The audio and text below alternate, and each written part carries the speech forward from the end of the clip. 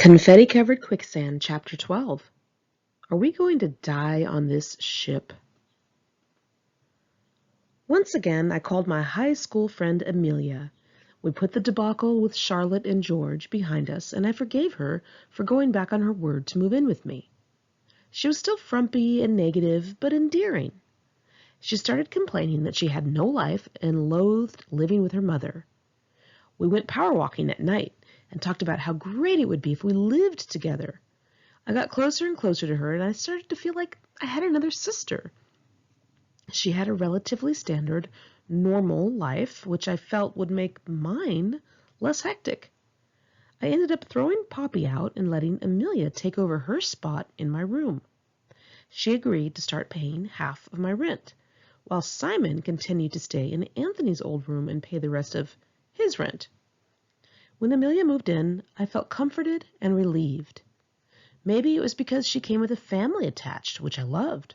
Or shit, maybe it's because I finally had two people renting from me who had normal legal jobs with W-2 forms. I was a lot less likely to have some angry sugar daddy following me or car dealerships calling because it had been 4 days since they had let my roommate take their car around the block. Amelia was blunt and honest, and I really enjoyed her company. She even came out of her shell a little while living with me. I always had people over drinking and partying, and she got to flirt with cute boys and have some drinks and get frisky. The only thing wrong with that was that she was getting too frisky, sloppy frisky. I had a bunch of people over one evening to have drinks. We all started getting buzzed and laughing, and I realized Amelia was missing. I kicked open my bathroom door to see her making out with my friend/coworker David. Her face was bright red, and she couldn't stop laughing. I kicked him out of the bathroom and yelled at him. She got incredibly sick after that and said she was spinning, so I put her over the toilet and I told her to throw up. She couldn't. I told her to stick her fingers down her throat and force the poison out so she could feel better. People started to come in the bathroom behind us to watch the spectacle. She had no concept of what I was talking about. "Move over," I said, sighing and pulling my long hair back behind my shoulders. I leaned over the toilet, I stuck my finger expertly down my throat, and I neatly puked in the bowl. I put my head up and I saw her turning white. Then she started dry heaving, and the next thing I knew, she was throwing up on her own, and I jumped out of the way. My roommate Simon was in the bathroom watching, and I'm not even kidding you, he started throwing up too. Fettuccine Alfredo in the bathtub. There was a total chain reaction of puke going on. As for David, cute, happy-go-lucky David, I don't mention his name again in this story, but I hung out with him a lot more times, going to the beach and to parties with him and his friends. Allison and I were great pals with him, sharing a lot of laughs and craziness, and he only lived for another few years. His life was cut short by a head injury, a bad fall. We lost him way too early. One of the girls at work invited me to go to the Bahamas around then. She said all I needed to do was buy the plane ticket to Florida, and she had a free hotel room.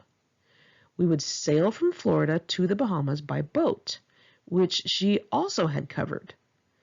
With Amelia slated to cover half of my rent, I was able to buy the plane ticket, and I was excited to go on a plane, which I don't think I had done yet. About a week before I left for the trip, I came home from work a little early and noticed that all of Amelia's things were out of the bathroom. That was odd. I saw her that morning, and she hadn't mentioned she was going anywhere. I went into my room to take off my pow-pow apron and noticed that all of her clothes and belongings were gone. The only things left were her furniture and some kitchen stuff. Just then she walked through the door with an empty box and seemed startled to see me home. She was on her last round of putting stuff in her car. She appeared to be trying to get it all done before I came home from work. Nice. I asked her what was going on, and she told me she wasn't going to live with me anymore. I felt anger rising up inside my chest. Her half of the rent was due the next day, and I couldn't cover it because I had bought the stupid plane ticket. She stood there with the box and told me I partied too much and my hours were too crazy. She said I was too messy, and she was sick of cleaning up after me. She started talking about how I left cups everywhere, and it made her insane. Okay, I thought. I couldn't dispute any of that. It was all true. But the bitch couldn't have given me some notice. She had to try and move out while I was at work and not even tell me she was going. Even shitty landlords get notice when tenants are leaving. I was a friend of hers. I had thrown out my other roommate for her, my other roommate who may have been shady but who always paid her rent. I felt my heart start to beat in my ears and my fists clench. I walked into the kitchen, took a stack of her plates, and walked out my front door to the stairwell. The next thing I knew, I was chucking her plates one by one down the stairs. Crash! They shattered all over the place. I saw why Anthony had done it. It was very satisfying to hear things crashing so loudly. She was screaming and trying to plead with me to stop. I ignored her and made trips back to the kitchen to get her glassware and anything else she left, and proceeded to throw it all down the stairs. She was trying to block me and reason with me, but I just kept moving her out of the way and going about my business. Then I went to the bedroom and looked at her dresser. She begged me not to do anything to the furniture because it was her childhood furniture and it meant a lot to her. I was like, oh, really? Well, out it goes. I took out each drawer and threw them all down the stairs. She was frantically trying to calm me down, and I was ignoring her, until I heard her ask me to please wait until her parents arrived with the truck to get her furniture. I stopped what I was doing and I said, "You want me to do you a favor? After what you just did to me? I should be nice enough to wait for your parents to get here? Get the fuck out of my house. Give me your fucking keys." She handed over the keys, standing in the doorway. I took them and I slammed the door in her face while she was telling me she forgot her glasses. I heard her go down the stairs crying. I became even more incensed that she had the nerve to try and get me to be fair. I felt like a fool for letting her move in. After throwing all her drawers down the stairs, I took the body of the dresser, which was light with no drawers in it, and threw that motherfucker down the stairs too. Then I went for her bed. I pulled that twin-sized mattress out onto the lawn in front of the apartment building in my peach lace bra and some men's boxers that I don't remember putting on. Then I dragged the box spring out, grunting and sweating. Cars were driving by, people were walking their dogs, everyone was looking at me. The neighbors were coming outside because of all of the screaming and crashing and shit. I yelled, "What are you looking at?" I was insane and I did not give a fuck. An hour later, I was on the phone crying to someone when I heard a knock at my door. Still in my bra and boxers, I swung the door open to see Amelia's semi-hot Matt Dillon-looking stepdad. I yelled, "What do you want?" And he said he was there to pick up her furniture. I hissed that everything's on the front lawn. He said, "There's nothing out there." I told him that wasn't my problem, and I slammed the door. I had so much adrenaline, I could have socked him straight in the head if he had knocked again. When I think back on it, I think two things. One, I had an extreme reaction to the situation because my original family broke up in kind of a similar swift, shocking manner. No notice, no warning, just bam! Surprise! Everything has changed. Nothing's like you thought it was. You're out in the cold. You can't trust the people you thought you could trust. The second thing that I wished I could just run to a mother like she could. The fact that she felt unsafe and uncomfortable and had the option to go home just stung. But the main reason for my behavior was, of course, that I had zero impulse control. I felt truly hurt and betrayed by Amelia, and I felt completely justified in everything that I did. I didn't think about the times I had done the very same thing to people, just leaving with no notice. I only thought about how hurt I felt that she was being so sneaky and hated living with me and waited until the last minute to tell me, leaving me screwed on rent. I had been through worse things than that, but for some reason I couldn't snap out of my sadness. I couldn't stop crying. I kept thinking, but she was normal. She was normal. Normal people don't do things like that. My thinking was very black and white. There was no gray. I had people sorted into boxes in my head, good or bad, rich or poor, pretty or average, normal or Hollywood. And the fact that Amelia had different feelings, thoughts, and wants completely screwed me up. It didn't fit into my boxes. My perceptions of reality were very demented and totally unbalanced. I felt so confused.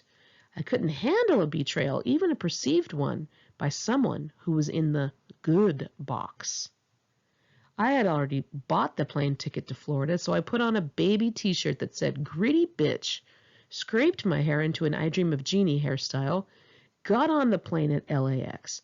It was warm and beautiful when I left, and I forgot who drove me to the airport. I just remember hearing the new Alanis Morissette song, Ironic. Journal entry, March 2nd, 1996. It's probably risky to start writing things on a cocktail napkin, but I'm on a plane flying to Florida with a bunch of strangers who could care less. Couldn't care less? Couldn't care less. Sorry, everybody. Who I am or what I'm writing.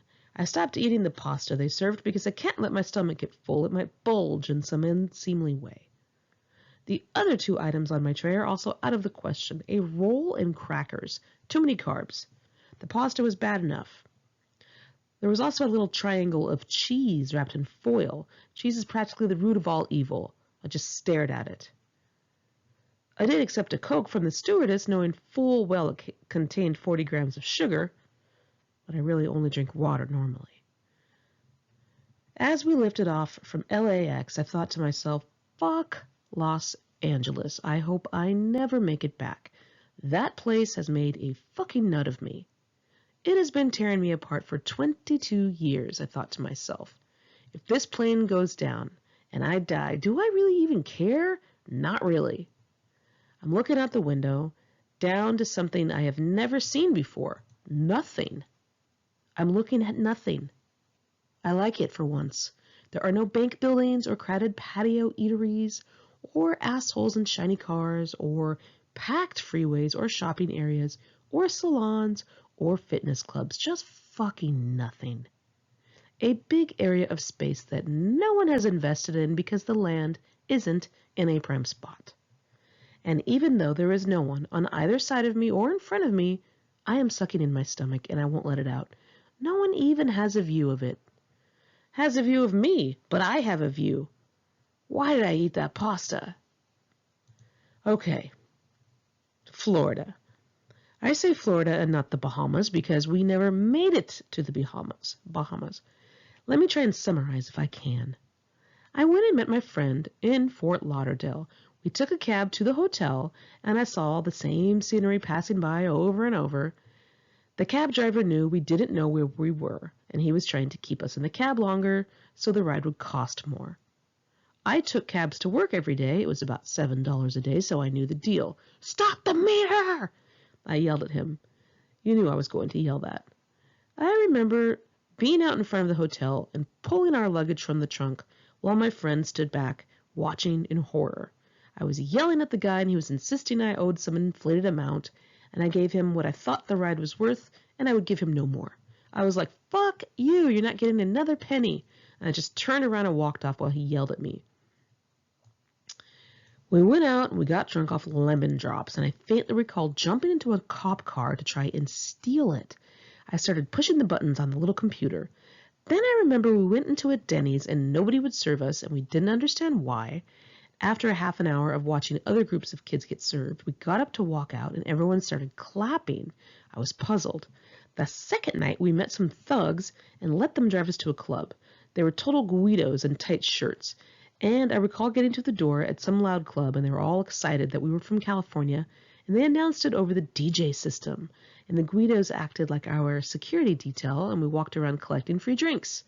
I gave a speech to my friend in the bathroom. If these guys tried taking us somewhere other than where we indicated, we needed to open the car doors at a stoplight and jump out of the car and run. Got it? I sucked on my drink, and she nodded. The next day, we were to board the ship for the Bahamas. It was springtime, so the weather was unpredictable. It started getting overcast and windy, and the next thing we knew, it looked like a big, crazy storm was coming in. They loaded up the ship with all of us suckers and kept it docked for an hour or two, hoping people would gamble. Then they started to set sail in the storm. We were all sitting at tables eating when the whole boat started rocking so violently that all the glass came crashing off the tables and people started falling. The boat rocked violently for several hours. It was tremendously loud, which made it even scarier. We heard the sounds of the storm and people crying. You couldn't stand or you would fall. everyone was lying on the floor seasick.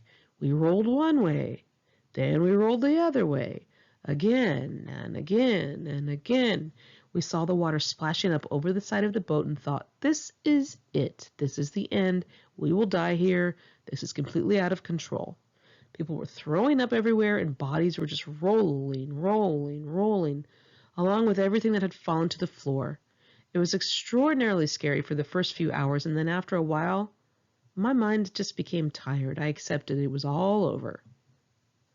Somehow, they got us off that ship 12 hours later. Everyone's luggage was soaking wet and sitting out in a big room. We were so tired and beat up we couldn't even talk. The company comped everyone's rooms for that weekend. I came back to LA afterward and told no one what happened. I couldn't even talk about it for several years. Journal entry, March 26, 1996. It's hard to try and play the role of someone normal, someone who was not in a rough scene. It takes a lot of studying other people. I have to see what would scare a regular girl. I'm so accustomed to such crazy things that I sometimes pretend to be shocked by things that I am not. I have seen a lot of wild things that isn't ladylike, but it's me. It bothers me that I have to keep all of my past life to myself, but I guess that's how it's supposed to be. It makes me feel like I fit in better with these rich, sheltered kids Charlie brings me around, but it's not me. What did I have to hide? Well, I had to hide the fact that I walked around in a leather jacket and a Motley Crue shirt with a cigarette hanging out of my mouth at 15. I had to hide the fact that I was cold, hard, and hurting. I tried my hardest to hide that I was poor and that I didn't have a family home to go back to or parents to take me in if I wanted, let alone rich ones. I had rapes, blackouts, violent fights, and trips to the mental hospital.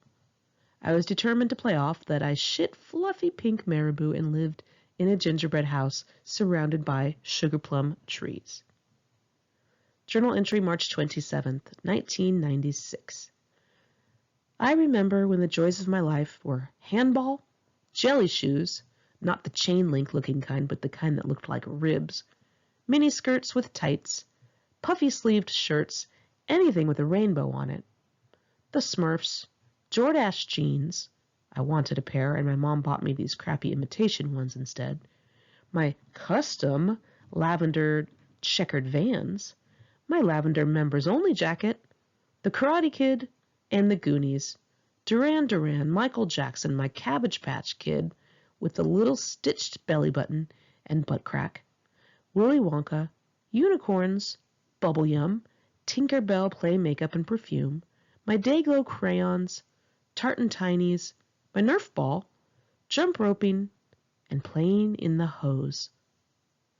I don't know what my joys are now. I don't want to be in the scary place I am in. But even scarier than the place I was in was the place Birdie was in.